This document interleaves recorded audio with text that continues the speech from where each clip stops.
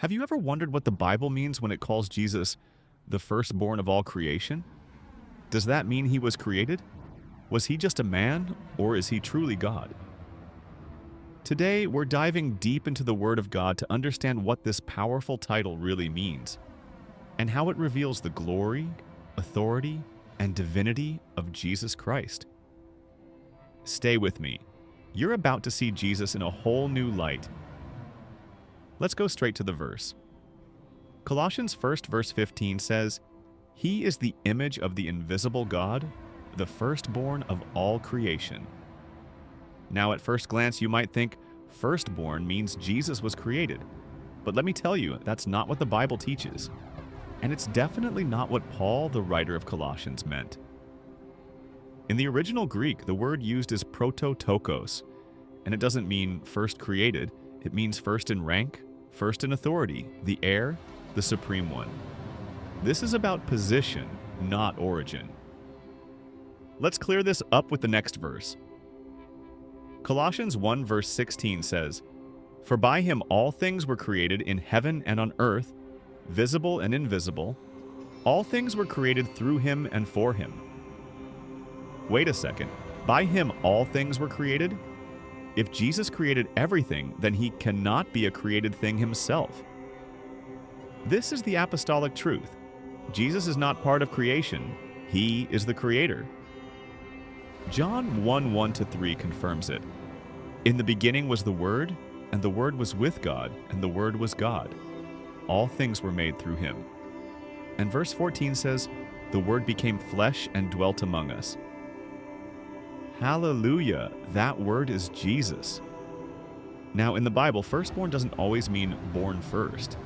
In fact, firstborn often refers to status, inheritance, and favor. Psalm 89 verse 27, talking about King David, God says, "I will make him the firstborn, the highest of the kings of the earth." David was the youngest of his brothers, yet God called him the firstborn, meaning exalted, chosen, given dominion. So when Paul calls Jesus the firstborn of all creation, he's saying, Jesus is the highest, the most glorious, the one with all authority in heaven and on earth. He's not just part of the story, he is the author of the story. As Pentecostals, we believe in the power and presence of the risen Christ through the Holy Spirit. But that same Jesus who fills us with his Spirit is also the King of creation.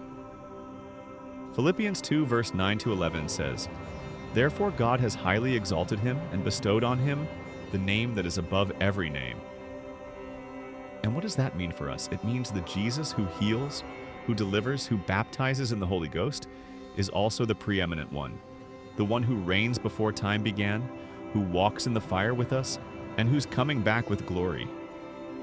Because Jesus is firstborn, we don't walk in fear. We walk in victory. We're not just surviving, we're reigning with him. Why does all this matter? Because when we understand Jesus is supreme over creation, we realize our problems are not bigger than him. The devil is not equal to him. Death couldn't hold him.